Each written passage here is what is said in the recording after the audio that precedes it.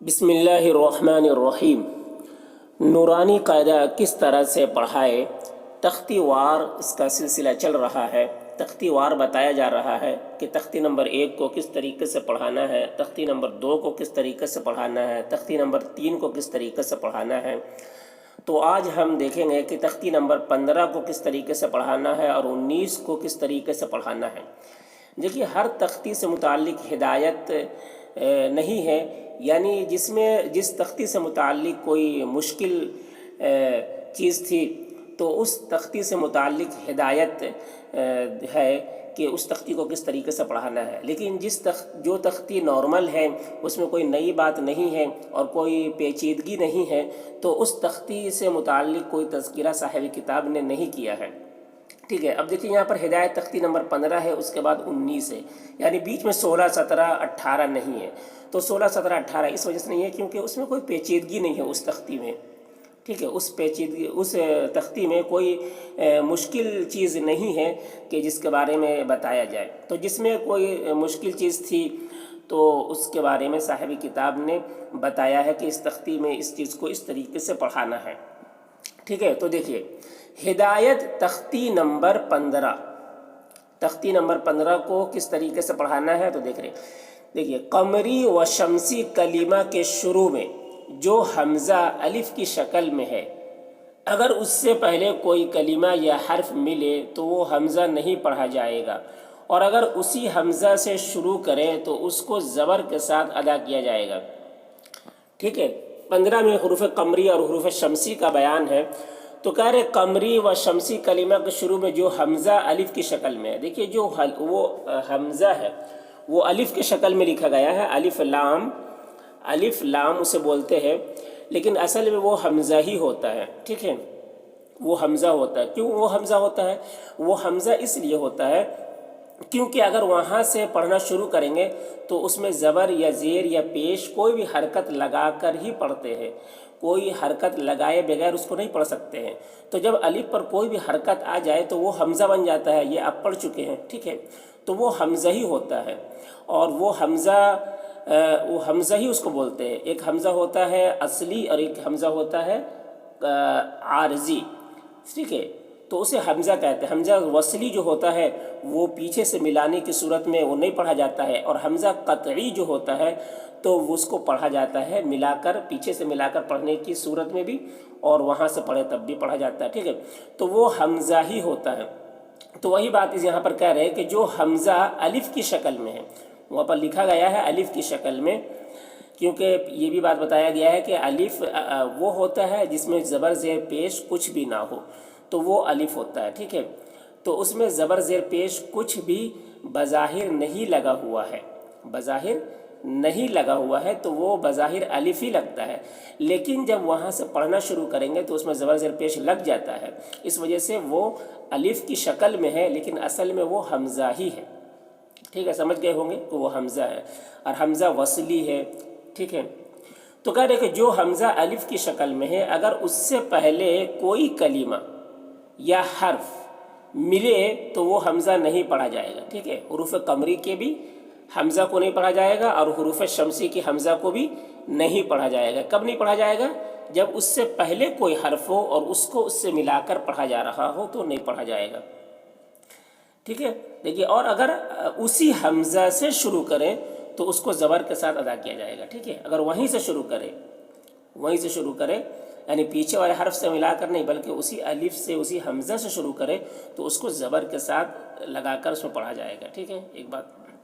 اب دیکھیے ہدایت تختی نمبر 19، مد کی 3 قسمیں بیان کی گئی ہیں۔ اس تختی میں مد کی 3 قسمیں بیان کی گئی ہے۔ ٹھیک ہے، ایک مد لازم ہے، مد منفصل ہے، اور مد لازم ہے۔ ٹھیک ہے، مد متصل، مد منفصل اور مد لازم، 3 قسم بیان کی گئی ہیں۔ تو دیکھیے پہلی اور دوسری قسم میں 2 الف سے 4 الف تک مد ہوتا ہے۔ پہلی قسم ہے مد متصل، اور دوسری قسم ہے مد منفصل۔ تو کہہ رہے کہ پہلی قسم میں دوسری قسم میں یعنی مد متصل اور مد منفصل میں 2 الف سے 4 الف تک مد ہوتا ہے، یعنی 2 سے 4 الف تک کھینچیں گے، جس کو توسط کہتے ہیں۔ ٹھیک ہے، 2 سے 4 الف کے برابر کھینچنے کو توسط کہتے ہیں، ٹھیک ہے۔ اور تیسری قسم مد لازم میں 3 الف سے 5 الف تک مد ہوتا ہے، جس کو طول کہتے ہیں، ٹھیک ہے۔ تیسری قسم جو مد لازم ہے تو اس کو 3 سے 5 الف تک کھینچا جاتا ہے، ٹھیک ہے، اور 3 سے 5 الف تک کھینچنے کو طول کہتے ہیں، ٹھیک ہے، جس کو طول کہتے ہیں۔ 5 الفی طول بہتر ہے، یعنی 5 الفی طول بہتر ہے، یعنی 5 الف کے برابر کھینچنا بہتر ہے، کس کو؟ مد لازم کو۔ تو مد لازم کو 5 الف کے برابر کھینچنا بہتر ہے، ٹھیک ہے۔ اب دیکھیے مد لازم کی 2 قسمیں ہیں، مد لازم کی 2 قسمیں ہیں، نمبر 1 کلیمی، نمبر 2 حرفی، نمبر 1 کلیمی، نمبر 2 حرفی، ٹھیک ہے۔ پھر ان دونوں کی بھی دو قسمیں ہیں، یعنی مد کلیمی کی بھی 2 قسمیں ہیں اور مد حرفی کی بھی 2 قسمیں ہیں، ٹھیک ہے۔ نمبر 1 مثقل، نمبر 2 مخفف، ٹھیک ہے، نمبر 1 مثقل اور نمبر 2 مخفف، یعنی کلیمی کی بھی 2 قسمیں ہیں اور حرفی کی بھی۔ کلیمی کی بھی ہے، مد لازم کلیمی مثقل ہوتا ہے اور مد لازم کلیمی مخفف ہوتا ہے۔ پھر اسی طریقے سے حرفی میں بھی مد لازم حرفی مثقل ہوتا ہے اور مد لازم حرفی مخفف ہوتا ہے، تو دونوں کی 2 قسمیں ہیں۔ اب دیکھیے مد لازم کلیمی مثقل، مد لازم کلیمی مثقل کسے کہتے ہیں؟ دیکھیے جہاں حرف مد کے بعد والے حرف پر تشدید ہو اور ایک کلمہ میں ہو، جیسے دابۃ، تو اس کو مد لازم کلیمی مثقل کہتے ہیں۔ اب یہاں پر دیکھیے کیا بتایا، جہاں حرف مد کے بعد والے حرف پر، تو سب سے پہلے حرف مد دیکھنا ہے، یہاں پر کیا ہے؟ حرف مد الف ہے، الف سے پہلے زبر ہے تو الف مدہ ہو گیا، تو حرف مد الف ہے، اس کے بعد والے حرف پر تشدید ہو، تو دیکھیے اس کے بعد با جو ہے اس پر تشدید ہے، تو یہ تشدید ہو تو مد لازم کلیمی مثقل ہوتا ہے، تو ٹھیک ہے۔ تو دابۃ میں جو مد ہے اس مد کو مد لازم کلیمی مثقل کہتے ہیں، ٹھیک ہے۔ اب دیکھیے مد لازم کلیمی مخفف کسے کہتے ہیں؟ کہہ رہے جہاں حرف مد کے بعد والے حرف پر سکون ہو اور ایک کلمہ میں ہو، جیسے آل آنا، ٹھیک ہے۔ کیا بتا رہے؟ مد لازم کلیمی مخفف کسے کہتے ہیں؟ کہ جہاں حرف مد کے بعد والے حرف پر سکون ہو، تو یہاں پر دیکھیے حرف مد کیا ہے؟ یہاں پر کھڑا زبر ہے، کھڑا زبر بھی حروف مدہ کی طرح ہوتا ہے، تو حرف مد یہاں پر کیا ہے؟ کھڑا زبر ہے۔ پھر اس کے بعد والے حرف پر کیا بولے کہ سکون ہو، تو دیکھیے یہاں پر لام ہے، اس کے اوپر سکون ہے، تو اس وجہ سے یہاں پر کون سا مد ہوگا؟ مد لازم کلیمی مخفف۔ تو مد لازم کلیمی مخفف جب یہاں پر ہوتا ہے وہاں پر مد کو اس صورت میں لکھا جاتا ہے، ٹھیک ہے۔ اسی طریقے سے مد لازم کلیمی مثقل جہاں پر ہوتا ہے تو وہاں پر مد کو اس صورت میں لکھا جاتا ہے، تو یہاں پر مد لازم کلیمی مخفف ہو رہا ہے۔ کہہ رہے ہیں پورے قرآن میں یہی ایک مثال ہے، کس کی؟ مد لازم کلیمی مخفف کی یہی ایک مثال ہے پورے قرآن میں، آل آنا، ٹھیک ہے۔ اور کہیں صرف ایک ہی جگہ قرآن میں مد لازم کلیمی مخفف ہوتا ہے، باقی کہیں بھی مد لازم کلیمی مخفف نہیں ہوتا ہے۔ اب دیکھیے مد لازم حرفی مثقل یہ کسے کہتے ہیں؟ مد لازم حرفی مثقل جس حرف کے تلفظ میں حرف مد کے بعد تشدید ہو اور حروف مقطعات میں سے ہو، جیسے الف لام میم۔ دیکھیے الف لام میم یہ حروف مقطعات ہے، ٹھیک ہے۔ الف لام میم یہاں پر دیکھیے اس کے تلفظ کو لکھا گیا ہے الف لام میم، تو اب یہاں پر دیکھیے کہہ رہے کہ جس حرف کے تلفظ میں حرف مد ہو، تو اب یہاں پر تلفظ دیکھیے کہ لام، لام میں دیکھیے الف ہے، الف سے پہلے یہاں پر زبر ہوتا ہے، تو یہاں پر الف جو ہے یہ مد کیا ہے؟ حرف مد ہے، یہ کیا ہے؟ حرف مد ہے۔ اب اس کے بعد یہ میم جو ہے یہ میم کے ساتھ مدغم ہو جا رہا ہے، تو اس میم کو نہیں دیکھیں گے، اس میم کو دیکھیں گے، تو اس میم میں کیا ہے؟ تشدید ہے، ٹھیک ہے۔ اس میں کیا بتا رہے؟ حرف مد کے بعد تشدید ہو، ٹھیک ہے، جس حرف کے تلفظ میں حرف مد کے بعد تشدید ہو، تو اس حرف کے الف لام میم جو ہے اس حرف کے تلفظ میں دیکھیے الف مدہ ہے اور اس کے بعد میم مشدد ہے، تشدید ہے، ٹھیک ہے، لام کا مد۔ تو جب اس طریقے سے ہو تو اس کو مد لازم حرفی مثقل کہتے ہیں، ٹھیک ہے۔ تو لام میں جو مد ہے، الف لام میم کے لام میں جو مد ہے، اس لام کے مد کو مد لازم حرفی مثقل کہتے ہیں، ٹھیک ہے۔ اب دیکھیے مد لازم حرفی مخفف یہ کسے کہتے ہیں؟ کہہ رہے جس حرف کے تلفظ میں حرف مد کے بعد ساکن حرف ہو اور حروف مقطعات میں سے ہو، جیسے قاف، دیکھیے قاف جو ہے یہ حروف مقطعات میں سے ہے، اور اس کے تلفظ میں حرف مد کیا ہے؟ دیکھیے یہاں پر تلفظ جو لکھا ہوا ہے، دیکھیے الف سے پہلے زبر ہے تو الف مدہ ہے، تو الف مدہ یہ حرف مد ہے، اور اس کے بعد والے حرف پر ساکن ہو تو اس کے بعد کیا ہے؟ فا، دیکھیے فا کے اوپر ساکن ہے، جزم ہے، تو اس قاف میں جو مد ہو رہا ہے اس مد کو مد لازم حرفی مخفف کہتے ہیں۔ اسی طریقے سے نون، یہ مثال بھی دی ہے، تو نون میں بھی جو مد ہے اس مد کو مد لازم حرفی مخفف کہتے ہیں۔ کیوں؟ کیونکہ یہاں پر دیکھیے واو مدہ ہے، اور واو مدہ کے بعد والے حرف جو ہے نون اس کے اوپر ساکن ہے، سکون ہے، تو اس وجہ سے نون میں جو مد ہے اس مد کو مد لازم حرفی مخفف کہتے ہیں۔ اب دیکھیے مد لین لازم، مد لین لازم کہہ رہے حرف لین کے بعد سکون اصلی ہو، حرف لین کے بعد سکون اصلی ہو، جیسے عین سین قاف، پھر دوسری مثال ہے کاف ہا یا عین صاد، تو کہہ رہے دونوں میں عین، دونوں میں عین، یعنی یہاں پر بھی عین سین قاف میں بھی جو عین ہے اور کاف ہا یا عین میں بھی جو عین ہے، تو ان دونوں عین میں مد لین لازم ہو رہا ہے۔ مد لین لازم کیوں ہو رہا ہے؟ کیونکہ حرف لین کے بعد سکون اصلی ہے۔ اب دیکھیے عین اس کے بھی تلفظ میں دیکھنا ہے، ٹھیک ہے، تو عین میں دیکھیے، عین کے تلفظ میں آپ دیکھیے، یہاں پر جو عین لکھا دیکھیے، یا ساکن سے پہلے کیا ہے؟ زبر ہے، تو یہ یا لین ہو گیا، ٹھیک ہے، یا لین ہو گیا، تو حرف لین میں سے یہاں پر کون سا لین ہے؟ یا لین ہے۔ اس یا لین کے بعد جو ہے نون، اس میں جو سکون ہے یہ سکون اصلی ہے، یعنی یہ سکون کسی حالت میں بھی گرے گا نہیں، تو اس وجہ سے اس نون کو سکون اصلی کہتے ہیں، ٹھیک ہے۔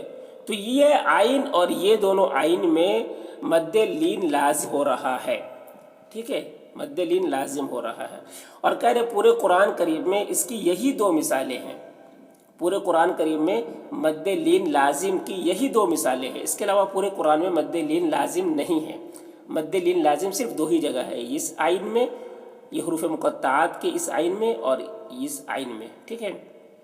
کہہ رہے اس میں 3 یا 5 الف والا طول بہتر ہے۔ مد لین لازم میں 3 یا 5 الف والا طول بہتر ہے، یعنی 3 الف کے برابر یا 5 الف کے برابر کھینچ کر پڑھنا اسے بہتر ہے، اور قصر نہایت ضعیف ہے، یعنی 1 الف کے برابر کھینچنا کر پڑھنا یہ ضعیف ہے، یعنی اس طریقے سے کمزور روایت ہے، اس طریقے سے نہیں پڑھنا چاہیے۔ بہتر یہ ہے کہ 3 الف کے برابر کھینچے یا 5 الف کے برابر کھینچ کر پڑھے اس آئین کو، یعنی مد لین لازم کو۔ اب دیکھیے مد عارض وقفی یہ کسے کہتے ہیں؟ کہہ رہے حرف مد کے بعد سکون وقف کی وجہ سے ہو، جیسے تکذبان، یعلمون، نستعین، تو اب یہاں پر کیا کہہ رہے ہیں؟ مد عارض وقفی کسے کہتے ہیں؟ حرف مد کے بعد سکون وقف کی وجہ سے ہو، تو یہاں پر حرف مد سب سے پہلے دیکھنا ہے کیا ہے؟ حرف مد الف ہے، الف سے پہلے زبر ہے تو حرف مد الف ہے۔ اب اس کے بعد دیکھیے تکذبان کے بعد یہاں پر آیت ہے، تو آیت ہے تو جب یہاں پر وقف کریں گے تو نون کا جو زیر ہے وہ سکون سے بدل جائے گا، ٹھیک ہے، سکون سے بدل جائے گا، تو یہاں پر سکون کیوں آ رہا ہے؟ اصل تو ہے زیر، لیکن یہاں پر سکون کیوں آ رہا ہے؟ کیونکہ وقف کر رہے ہیں، تو جب وقف کرتے ہیں تو زبر زیر پیش پر جب وقف کرتے ہو تو سکون سے بدل جاتا ہے، تو اس وجہ سے یہاں پر جو سکون آ رہا ہے یہ وقف کی وجہ سے آ رہا ہے، تو یہ اس وجہ سے یہاں پر الف کے اوپر جو مد ہو رہا ہے اس مد کو مد عارض وقفی کہتے ہیں، ٹھیک ہے۔ یعلمون میں بھی اسی طریقے سے یہاں پر واو مدہ ہے اور یہاں پر آیت ہے، تو وقف کریں گے تو نون کا زبر سکون سے بدل جائے گا، تو واو کے اوپر جو مد ہو رہا ہے اس مد کو مد عارض وقفی کہتے ہیں۔ اسی طریقے سے نستعینوں میں بھی دیکھیں یا مدہ ہے، نون کے اوپر جو پیش ہے، تو یہاں پر جب آیت ہے تو وقف کریں گے تو نون کا پیش سکون سے بدل جائے گا، تو یہاں پر بھی مد عارض وقفی ہوگا۔ کر وغیرہ یہاں 3 الفی طول بہتر ہے، 3 الفی، یعنی یہ سب جو ہے مد عارض وقفی، اس کو 3 الف کے برابر کھینچ کر پڑھنا بہتر ہوتا ہے۔ پھر توسط جس کی مقدار 2 الف ہے، پھر توسط جس کی مقدار 2 الف ہے، یعنی سب سے بہتر تو یہ ہوتا کہ 3 الف کے برابر کھینچ کر پڑھے، پھر آپ توسط یعنی 2 الف کے برابر بھی کھینچ کر پڑھ سکتے ہیں، پھر قصر کا درجہ ہے، یعنی آپ 1 الف کے برابر بھی کھینچ کر پڑھ سکتے ہیں، لیکن بہتر کیا ہے؟ 3 الف کے برابر کھینچ کر پڑھنا، تو پڑھ تو تینوں طریقے سے سکتے ہیں۔ اب دیکھیے مد لین عارض وقفی یہ کسے کہتے ہیں؟ تو اسے بھی دیکھ لیجئے۔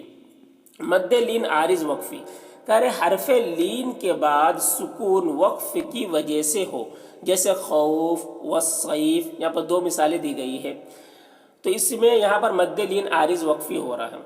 کیا کہہ رہے حرف لین کے بعد، تو حرف لین یہاں پر کیا ہے؟ واو، دیکھیے واو ساکن سے پہلے زبر ہو تو واو لین ہوتا ہے، تو یہاں پر واو حرف لین ہے، اس کے بعد سکون، فا کے نیچے دو زیر ہے، لیکن یہاں پر آیت بھی ہے، تو جب یہاں پر وقف کریں گے تو دو زیر جو ہے وہ سکون سے بدل جائے گا، اور یہ سکون جو یہاں پر آ رہا ہے کیوں آ رہا ہے؟ وقف کی وجہ سے آ رہا ہے، یعنی یہاں پر وقف کر رہے ہیں تو اس وجہ سے آ رہا ہے۔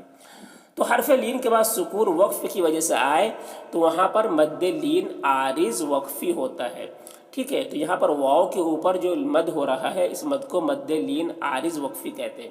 اسی طریقے سے والصیف میں بھی دیکھیں یہاں پر یا لین ہے، اور اس کے بعد یہاں پر بھی وقف کریں پر تو زیر سکون سے بدل جائے گا، اور یہ وقف کی وجہ سے بدل رہا ہے، تو یہاں پر بھی یا میں جو مد ہو رہا ہے اس مد کو مد لین عارض وقفی کہتے ہیں۔